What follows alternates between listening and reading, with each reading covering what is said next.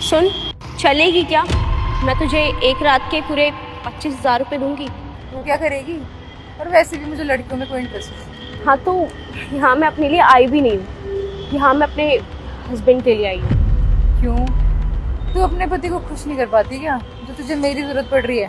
देख, तुझे जितना बोला है ना सिर्फ उतना कर।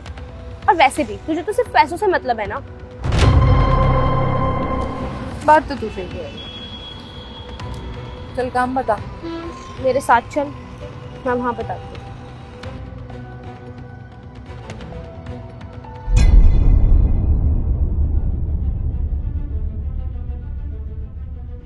अरे वाह यार, घर तो तेरा बहुत बढ़िया है, लेकिन तू मुझे यहाँ लाई क्यों है? बताती हूँ। तुम्हें ज़्यादा कुछ नहीं करना, बस जैसे ही मेरे हस्बैंड आए तुम जाके सामने खड़े हो जाना और उनको ये बोलना कि तुम्हें यहाँ पे नितेश ने भेजा है, क्योंकि तुम्हारी बीवी मायके गई हुई है। क्योंकि मुझे शक है कि वो मुझे धोखा दे रहे हैं। मुझे लगता है कि जब मैं इस घर में नहीं रहती तो वो मेरे पीठ पीछे और लड़कियों को भी लेकर आते हैं। तो बस आज ना मैं उनका लॉयल्टी टेस्ट लेना चाहती हूँ। तो तू इसलिए मुझे यहाँ लाई है? खैर, मुझे इससे क्या मतलब, तूने मुझे मेरे पैसे दे दिए, हो जाएगा तेरा काम। अच्छा ठीक है, तुम कैसे भी करके बस उनको अपनी बातों में फंसा लो। और वो तुम्हारे साथ अगर कुछ भी बदतमीज़ी करे ना तो मैं यहीं छुपी हूँ, मुझे बता दे। हाँ हाँ, टेंशन मत ले, कुछ नहीं करूँगी तेरे पति के साथ। बस देखती हूँ मेरी अदाओं में पागल होता है कि नहीं।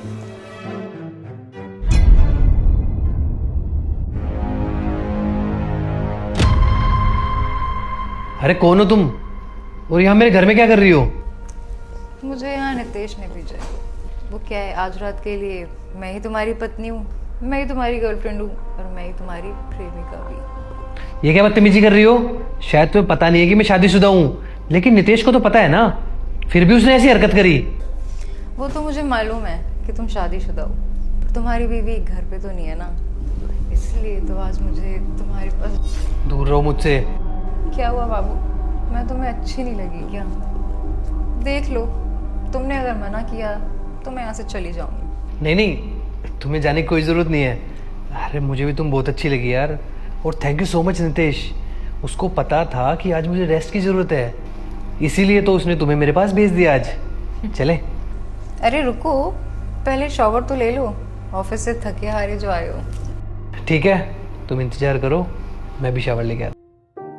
क्या कहा उन्होंने? कुछ नहीं, शुरुआत में थोड़े नखरे दिखा रहा था, फिर मान गया। मैंने कहा था ना तुझे, अपनी अदाओं में पागल कर ही दूंगी उसे।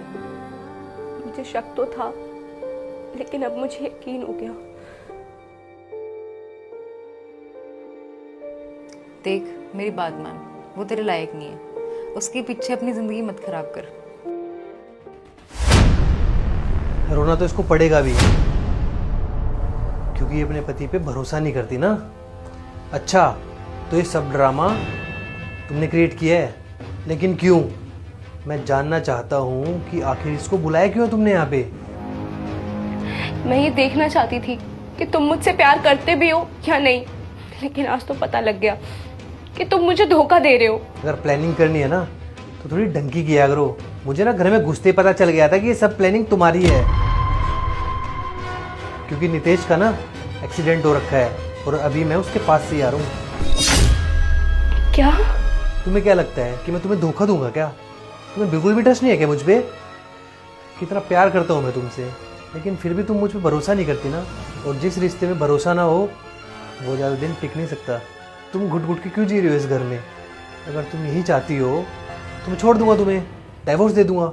नहीं नहीं धीरज, मैं घबरा गई थी, मुझे लगा तुम मुझे धोखा दे रहे हो, लेकिन अब समझ में आ गया कि तुम मुझसे बहुत प्यार करते हो। प्लीज मुझे माफ कर दो। अगर मैं कहीं बाहर भी जाता हूँ ना तो काम के सिलसिले से जाता हूँ, ताकि हमारा फ्यूचर अच्छा हो।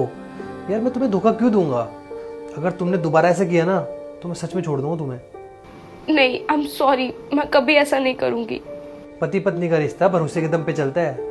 अगर भरोसा हो ना तभी रिश्ता आखिरी तक टिकता है। मैडम जी प्लीज आप जाइए यहाँ से।